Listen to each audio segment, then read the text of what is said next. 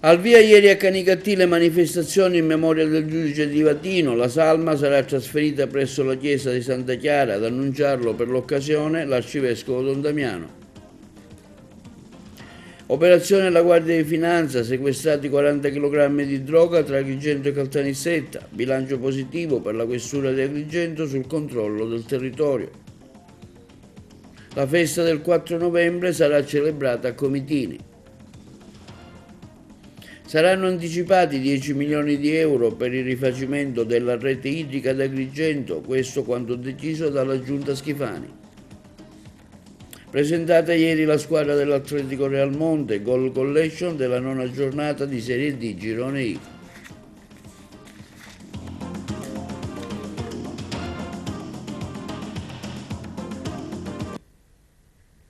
Buongiorno, benvenuti con l'appuntamento odierno del nostro telegiornale TV Notizie. La Chiesa Agrigentina si è riunita ieri a Canicattì nella memoria liturgica del Beato Rosario Angelo Livatino. Per l'occasione l'arcivescovo ha annunciato che la salma sarà trasferita presso la chiesa di Santa Chiara. L'approfondimento. La Chiesa Agrigentina si è riunita ieri nella memoria liturgica del Beato Rosario Angelo Livatino, magistrato e martire. L'iniziativa promossa dall'Associazione Amici del Giudice Rosario Livatino in collaborazione con il patrocinio e l'amministrazione comunale di Canicattì, guidata dal sindaco Corbo. Le iniziative si inseriscono nell'ambito della settimana della legalità. Intanto il corpo del Beato Rosario Livatino sarà traslato nella chiesa Santa Chiara di Canicattì. A darne l'annuncio è stato proprio l'arcivescovo di Agrigento, Alessandro Damiano, al termine dell'assemblea diocesana che si è svolta nella chiesa Santa Chiara nel giorno in cui la Chiesa ha celebrato la memoria liturgica del Beato Giudice. L'appuntamento per la celebrazione della memoria del Beato Rosario, che abitualmente si faceva di mattina, ormai dalla beatificazione un appuntamento fisso. E allora l'assemblea diocesana, così per una introduzione al tempo giubilare, l'abbiamo fatta qui. Il tema di oggi è pellegrini di speranza verso il prossimo giubileo. Ecco, il tema della speranza, ma dove, come vedere ancora oggi la speranza quando attorno a noi vediamo tanta sofferenza, a cominciare dalla guerra? E oggi parlare di speranza e andare controcorrente, perché, come ha detto, guardandoci attorno correremo il rischio di pensare che non ci siano motivi di speranza, che non ci siano segni di speranza. E sull'orizzonte internazionale pensiamo appunto alle guerre che si sono trasformate in carneficine, e quelle che conosciamo, che ci vengono proposte tutti i giorni dai vari notiziari, nei social, ma anche quelle che non si conoscono, che sono tante, che sono troppe, anche una sarebbe troppo. E così come, guardando solo alla nostra Italia, in queste ultime 2 settimane, questa scia di sangue giornaliera dove vittime, carnefici, senza indagare sui motivi, hanno un'età sempre più bassa. Come dire speranza? Dirlo con la vita, con una vita rinnovata, personale, comunitaria, addirittura sociale. D'altro canto, se ci rinnoviamo come persone, possiamo rinnovare le comunità, possiamo rinnovare la società. Una speranza che accade e che accade attraverso la nostra carne. Una citazione ormai la più nota del Beato Livatino: essere non solo credenti ma anche credibili, quindi credibili nelle scelte di ogni giorno. Il Beato Rosario, uno di famiglia, ci consegna una santità feriale, quotidiana, quella che Papa Francesco chiama i santi della porta accanto, ma ci consegna anche una continuità tra fede e professione, a cui dobbiamo guardare con attenzione e responsabilità. La mia fede deve informare la mia professione deve fare vedere la mia vita di fede. E questo il Vaticano lo fa con mitezza che gli è stata riconosciuta, e quindi veramente diventa un modello, uno di noi, e quindi anche noi capaci di poter vivere una santità feriale, di poter vivere una continuità fede-professione, rimanendo uniti.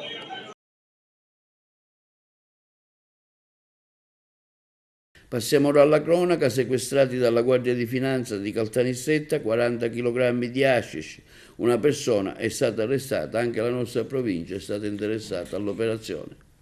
I finanzieri del comando provinciale della Guardia di Finanza di Caltanissetta hanno sequestrato 40 kg di hashish e arrestato una persona nel corso dell'operazione Takeaway, finalizzata al contrasto del traffico di droga nelle piazze di spaccio nissene e nei limitrofi comuni dell'Agrigentino. I Baschi Verdi del gruppo di Caltanissetta, attraverso preliminari attività di controllo e analisi del territorio, hanno individuato e bloccato in flagranza di reato un cittadino originario della provincia di Agrigento che occultava 200 panetti di hashish del peso di 100 grammi cada uno a bordo della propria macchina.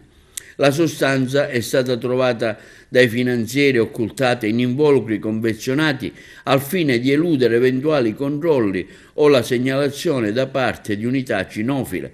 L'arrestato, su disposizione dell'autorità giudiziaria, veniva condotto presso la casa circondariale di Agrigento. Il giudice per le indagini preliminari, condividendo le evidenze investigative, ha proceduto alla convalida dell'arresto e disposto la custodia cautelare in carcere del responsabile, per il quale vige comunque la presunzione di innocenza. Sulla base degli elementi riscontrati, i finanzieri hanno proseguito le attività di indagine, arrivando a individuare ulteriori 20 kg di hashish suddivisi in 200 panetti simili ai precedenti, occultati in un deposito riconducibile a un ulteriore soggetto agrigentino denunciato a piede libero all'autorità giudiziaria competente, fatto salva la dovuta presunzione di innocenza. L'intera operazione ha consentito il sequestro di complessivi 40 kg di hashish destinati alla vendita nelle province di Agrigento e Caltanissetta, con un potenziale profitto per le locali consorterie criminali di circa 400.000 euro.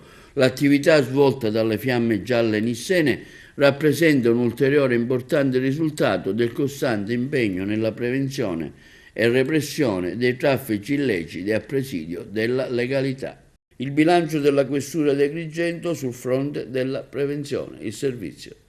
Dal mese di agosto a oggi la Polizia di Stato, nell'ambito dell'attività di prevenzione della criminalità comune organizzata in provincia di Agrigento, all'esito di mirata attività istruttoria condotta dalla Divisione Polizia Anticrimine, ha eseguito 46 provvedimenti emessi dal questore della città in materia di misure di prevenzione personali.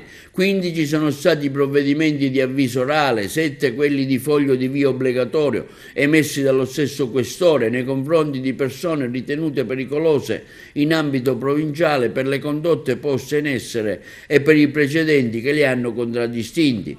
Nell'ambito della lotta alla violenza domestica, allo stalking, sono stati emessi dal questore 13 provvedimenti di ammonimento orale nei confronti di persone che si sono resi responsabili di maltrattamenti in famiglia e stalking e che grazie al protocollo Helios stipulato dal questore con la cooperativa sociale Nuova Generazione potranno seguire dei percorsi trattamentali volti a bloccare la spirale di violenza all'interno di contesti affettivi e familiari. Inoltre in tale ambito sono state eseguite 2 misure di sorveglianza speciale di pubblica sicurezza erogate dal Tribunale sezione misure di prevenzione di Palermo, su proposta del questore nei confronti di altrettante persone che hanno manifestato elevata pericolosità, qualificate in maniera di violenza domestica. Ulteriore misura di sorveglianza speciale è stata erogata nei confronti di una persona che ha manifestato pericolosità sociale per l'ordine e la sicurezza pubblica. Per quanto riguarda l'attività di contrasto alla movida violenta concentrata nelle zone di aggregazione giovanile, il questore di Agrigento ha emesso 7 provvedimenti di daspo urbano nei confronti dei giovani resisi protagonisti di risse e disordini nelle immediate vicinanze di locali e altri luoghi di pubblico trattenimento. Allo scopo di porre un argine al fenomeno dei parcheggiatori abusivi, il questore di Agrigento Palumbo ha inoltre emesso un ulteriore daspo urbano nei confronti di persona che esercitava illecitamente tale attività nei pressi del parcheggio dell'ospedale civico di Canicattì. Relativamente alla strage di Altavilla Milicia, Giovanni Barreca, accusato di aver ucciso la moglie e 2 suoi figli, sarà scarcerato. Secondo la perizia disposta dal CIP del Tribunale di Termini Imerese, l'uomo sarebbe incapace di intendere e di volere. Ascoltiamo le parole del suo avvocato, il servizio da Palermo. Avvocato Baracato, una scarcerazione possiamo definirla shock, quella di Giovanni Barreca, è stata esclusa totalmente la sua capacità di intendere e di volere. Sì, il collegio peritale, nominato nel luglio del 2024, al termine di una serie di incontri presso la casa circondariale di Barcellona Pozzo di Gotto con Giovanni Barreca, ha praticamente arrivato alla conclusione che il detenuto Giovanni Barreca era nel momento dei fatti assolutamente, totalmente incapace di intendere e volere.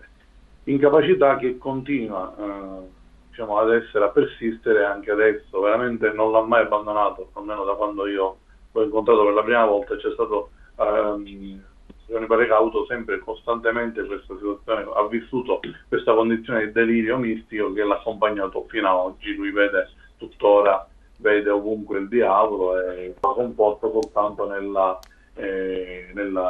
Bibbia sostanzialmente. Dove sarà trasferito Giovanni Barreca? E ancora purtroppo non riesco a capire il motivo, non sono riuscito a contattare la casa circondariale, non risponde nessuno, non capisco il motivo. Io da stamattina, tra l'altro da ieri sera, ovviamente, che tento di contattare per avere notizie sul trasferimento che doveva essere già posto in essere, perché il provvedimento del GIP dava un'immediata esecuzione, per cui ritengo che attualmente il carcere di Barcellona è particolarmente impegnato non solo su questo ma anche su altre problematiche, ma ritengo che il problema importante, fondamentale, possa essere quello di rintracciare e trovare una struttura idonea che possa accogliere Giovanni Barreca. Ma il giudice ha sostituito il carcere applicando misure cautelari non custodiali, avvocato? No, è una libertà vigilata, quella in sostituzione della custodia in carcere, ma che prevede un lungo percorso all'interno di una struttura specializzata per la cura mentale e che prevede delle cure, anche dal punto di vista farmacologico, ma prevede soprattutto il ricovero obbligatorio presso la struttura, per cui non è una libertà vera e propria. Tutelare la salute e l'ambiente è questa l'iniziativa che ha visto impegnata l'Arma dei Carabinieri e la Federazione Fadoi con il progetto Un albero per la salute, al quale aderisce l'ASP di Agrigento. Noi eravamo sul posto, le interviste.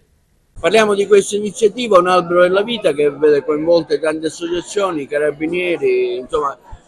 Da cosa nasce questa idea?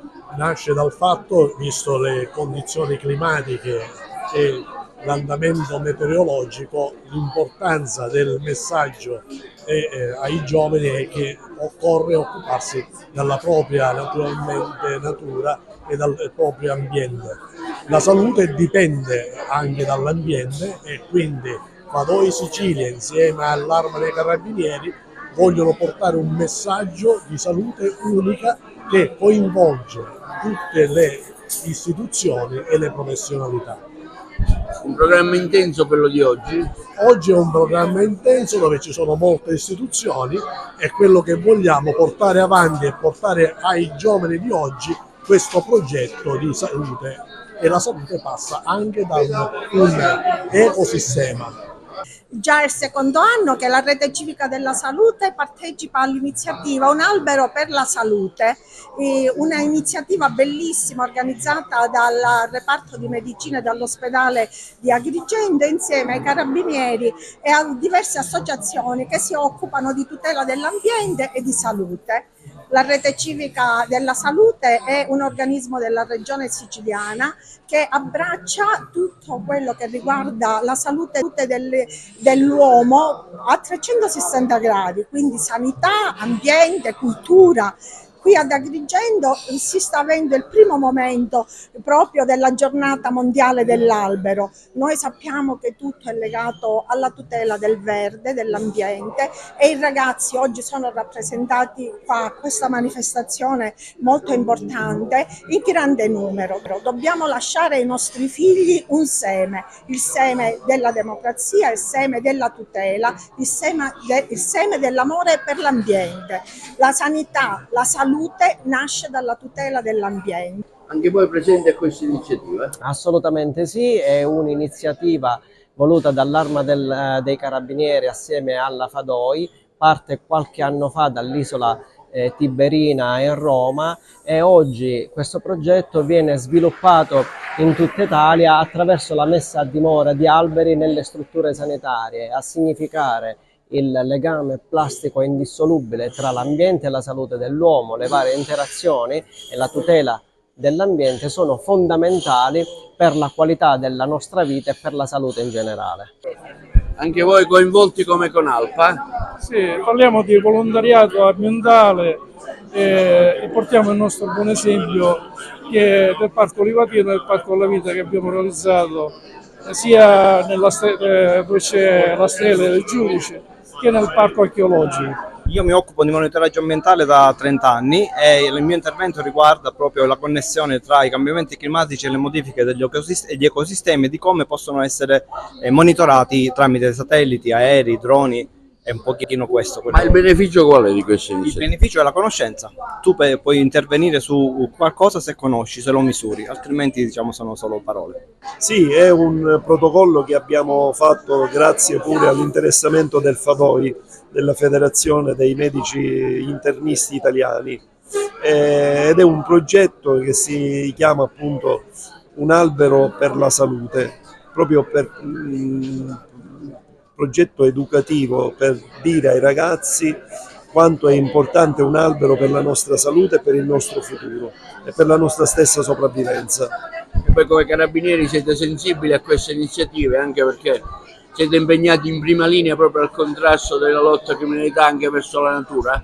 Sicuramente, noi Carabinieri Forestali proveniamo dall'ex Corpo Forestale dello Stato, che nel 2017 poi è stato inglobato all'interno dell'Arma dei Carabinieri, quindi portiamo dietro una tradizione di tutela della natura che è propria del nostro DNA, diciamo, nel nostro DNA, perché noi siamo nati proprio per difendere la natura. E la ricorrenza del 4 novembre quest'anno verrà celebrata a Comitini, in piazza Umberto, alla presenza delle autorità. Per l'occasione verrà inaugurato presso il Palazzo Bellacera il Museo del Tricolore, secondo in Italia, dopo quello di Reggio Emilia. Saranno presenti alla cerimonia gli alunni di Comitini e una rappresentanza delle scuole di Grotte e di Racalmuto.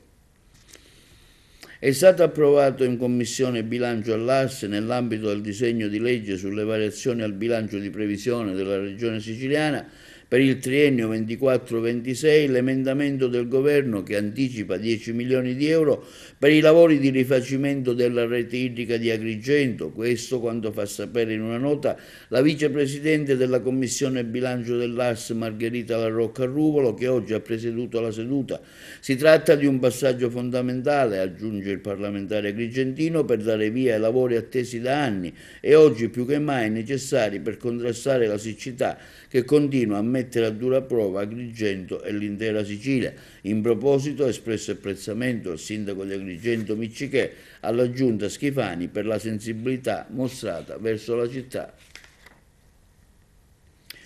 Passiamo alle notizie di Porto Empedocle per dare tributo ufficiale all'intensa attività estiva svolta dagli agenti della Polizia Locale di Porto Empedocle agli ordini del comandante Rosario Prestia. Il sindaco Calogero Martello ha deciso di conferire loro l'encomio speciale del sigillo Empedocle. L'encomio è stato conferito alla comandante del Rosario Prestia, alla vicecomandante Maria Rita Degni, all'ispettore capo Marco Ingallina, all'ispettore Carlo Latino, all'ispettore principale Anna Ciotta, all'ispettore Maria Concetta Tallarita, a Rossana Lopresti, all'ausiliare del traffico Salvatore Romito. La cerimonia di consegna ufficiale dell'encomio si terrà domani alle 11:30 presso la sala del Palazzo Municipale. E si è tenuta all'Assa, a Palazzo dei Normanni, la seduta della quarta commissione. All'ordine del giorno l'esame del disegno di legge con il quale la Regione Siciliana intende recepire il decreto Salva Casa. Alla seduta hanno partecipato tra gli altri il Presidente e il Consiglio dell'Ordine degli Architetti di Agrigento, rispettivamente Rino Lamendola e Raimondo Zambuto, e il Presidente della Consulta regionale degli Architetti Giuseppe Falsea. Nel corso della consulta gli architetti hanno presentato un pacchetto di emendamenti al disegno di legge del governo venuto fuori dal dibattimento alimentato nel corso del convegno nazionale che si è tenuto ad Agrigento lo scorso 27 settembre. Ha preso il via Dialoghi Agrigentini, Talks nella Valle dei Templi, la rassegna culturale che fino al 12 dicembre accompagnerà la nostra città con una serie di incontri dedicati ai temi sociali e culturali, organizzata dalla Regione, dal Parco Archeologico della Valle dei Templi e dalla Sovrintendenza Beni Culturali. L'iniziativa rappresenta la prima tappa ufficiale nel percorso della città verso il titolo di Capitale della Cultura 25. Sentiamo le interviste al sindaco Miccichè, al presidente del Parco Parello e a Domenico Iannaccone, giornalista. Oggi qui al Museo Griffo di Agrigento iniziano i talk dedicati proprio alla cultura, alla Valle dei Templi, a quello che è di oggetto principale del nostro progetto. È la prima tappa, si dà il via a una serie di eventi. Già Agrigento lo ha fatto già da tempo, però ufficialmente, anche grazie alla convenzione che abbiamo stipulato sia col Parco Archeologico che anche con la Sovrintendenza di Agrigento, quindi ci siamo uniti, l'unione diciamo fa la forza, e quindi ecco che nasce veramente un qualcosa di speciale. Perfettamente in linea con quella che è la proposta di Agrigento Capitale della Cultura, che tra l'altro è richiamata esplicitamente nelle motivazioni del Ministero, che è quella di raccontare il rapporto tra l'individuo e il prossimo, e la presenza di Iannaccone in una maniera molto intensa, molto emozionale, con il cuore oltre che con l'intelligenza, ci ha mostrato chi sono gli ultimi, chi sono gli invisibili e verso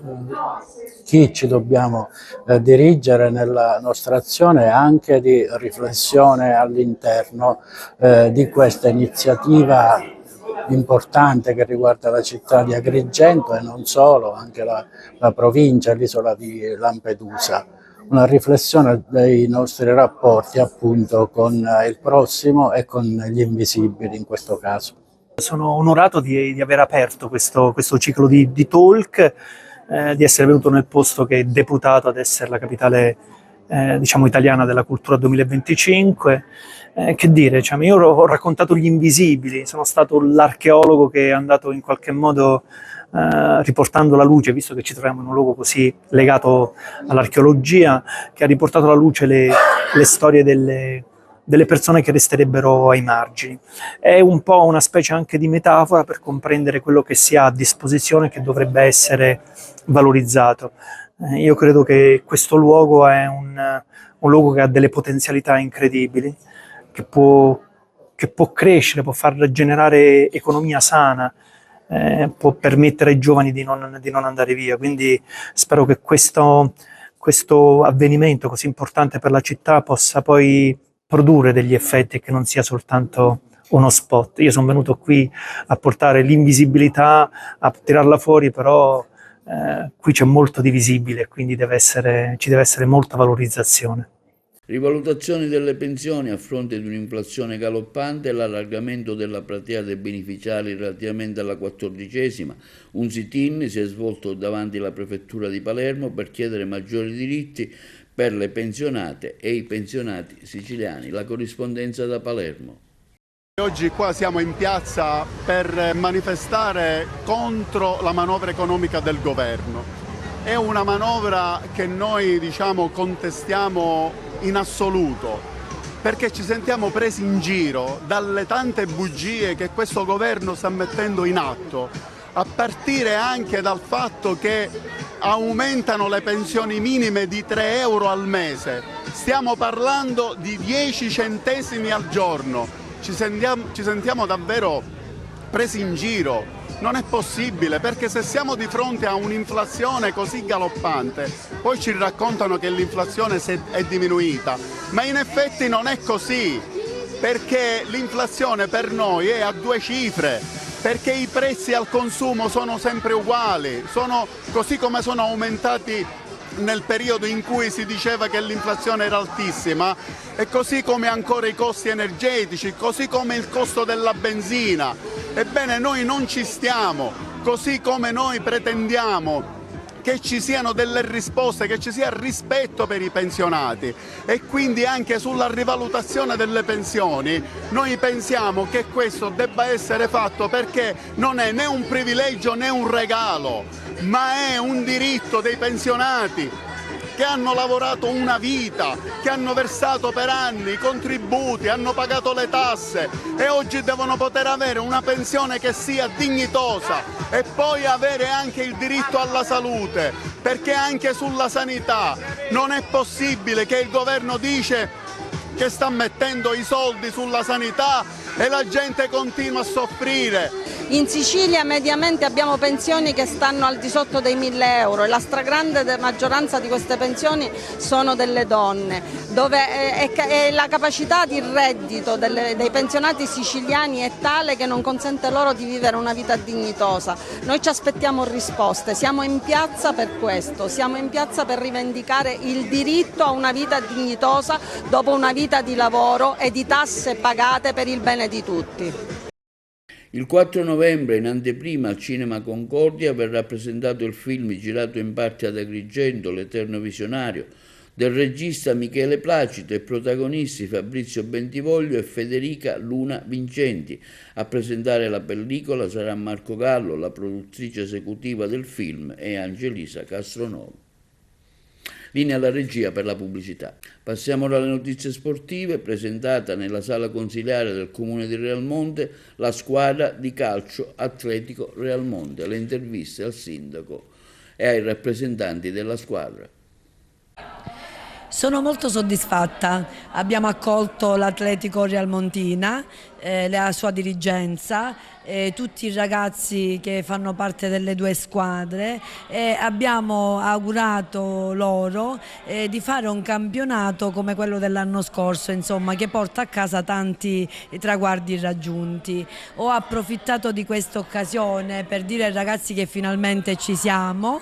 Ho sentito proprio ieri il direttore dell'assessorato regionale, il quale mi ha confermato di avere già firmato il decreto di finanziamento, e quindi i lavori veramente partiranno a brevissimo, in modo da consentire a questi ragazzi non solo di giocare a porte chiuse, ma con un restyling completo del campo di poter tornare a giocare a porte aperte. Ho già detto ed evidenziato il valore del calcio, dello sport in generale, che appunto è quello di stare insieme, di rispettare le regole, di sapere vincere e gioire per le vittorie, ma di imparare anche a sapere accettare le sconfitte con garbo e con intelligenza, sapendo che se si perde, ecco, bisogna migliorarsi e quindi la prossima volta si vincerà, imparando così le vere regole della vita, dello stare insieme, del vivere civile, appunto l'ho detto prima, e del futuro di una società che alla base deve avere questo bagaglio di valori e le regole, appunto, che possano essere le norme, la legge, la Costituzione, che possono essere le regole di un gioco, insomma sempre qualche cosa che disciplina però il vivere comune e il gioco delle parti nel rispetto appunto dell'altro. Quindi la mia libertà c'è, esiste, ma finisce dove inizia quella dell'altro. Quindi che dire, il comune di Realmonte c'è, erano presenti con me i consiglieri, assessori, il vicepresidente, sì, lo possiamo dire, e a Realmonte ci siamo sempre di più nella direzione della bellezza. Questa sera siamo qua a Realmonte, al comune di Realmonte, il sindaco ci ha invitati e sono davvero molto contento di essere qui assieme alla società e ai ragazzi con cui stiamo intraprendendo una bella situazione, una squadra di tanti giovani composta da una prima squadra, la terza categoria e una squadra di juniores. Abbiamo delle bellissime motivazioni per fare bene quest'anno e io sono orgogliosissimo di essere il mister di questa squadra. La squadra è composta da tantissimi giovani provenienti da tanti paesi limitrofi, in particolare di realmontini che tutte le sere sono al campo e si impegnano per questo paese e per questa squadra. Anche quest'anno siamo qua e ci siamo messi in gioco, non lo volevamo fare ma ci siamo riusciti, anche sempre con l'impegno di pensare a Felice Vaccaro. Quest'anno la novità è l'Under 19, cioè gli juniores, che per me è stata veramente un'ottima soluzione per portare i ragazzi, toglierli dalle strade e fare sociale. Quello che conta è fare sociale, raggruppare i ragazzi di Realmonte e portare avanti questo progetto molto serio e che ci impegnerà tanto, però noi lo porteremo a compimento. E sempre per le notizie sportive vediamo ora un ampio servizio sui gol realizzati in occasione della 9ª giornata del campionato di Serie D Girone I, curata dalla redazione di Wisport. Non più una battistrada ma 4 squadre distanziate in appena un punto. Il Tour de Force in Serie D con 3 partite in 7 giorni riporta la Scafatese in vetta alla classifica in coabitazione con la Vibonese. Canarini che ritornano a fare la voce grossa tra le mura amiche vincendo il derby napoletano contro il Pompei per 3-1. Pratica archiviata dopo un tempo con le reti di Albadoro, Vacca e Neglia, ospiti a segno con De Luca. Corsara la Vibonese a Sant'Agata di Militello ancora nel segno di Pietro Terranova che decide la sfida del Fresina con la seconda doppietta consecutiva intervallata dal pari di Nunziante. Reti bianche al Mazzola tra San Cataldese e Siracusa con gli azzurri che abdicano al comando del raggruppamento, appaiati al terzo posto alla Regina che non corre rischi battendo il Paternò per 3-0. Primo tempo che gli Amaranto fanno loro con la firma di Cham ad opera di Girasole e Forciniti, le reti che chiudono il conto. Quarto risultato utile consecutivo per il Castrum Favara che batte il Locri per 2-0 e risale la china con la doppietta di Mattia Palma. Vittoria e rimonta per l'Enna che va sotto in casa contro il Licata con Mina Cori glaciale dal dischetto, giallo-verdi che nel secondo tempo in superiorità numerica e spinti dal calore del generale Gaeta mettono la freccia con Cicirello e Nardella. Reti bianche tra IG Virtus e Nissa, blitz siciliano per il Sambiase che spugna l'Aldo Campo con la rete a inizio ripresa di Zerbo. Di misura anche il successo della Cireale nella sfida tra ultime della classe contro l'Acragas decisa da Rodio.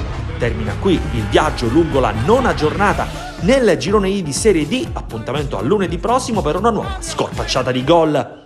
E questo è tutto per l'edizione odierna di TV Notizie. Vi ricordiamo che i nostri programmi si possono vedere in tutta Italia sul canale 268 del digitale terrestre per chi ha le smart TV, in streaming sul sito www.televideoagrigento.tv e il telegiornale sul canale 93 di Video Sicilia alle 15, alle 20 e la mattina alle 9. Inoltre i nostri servizi li potete visionare sul canale YouTube di Televideo Agrigento. E questo è tutto e vi auguriamo una buona serata.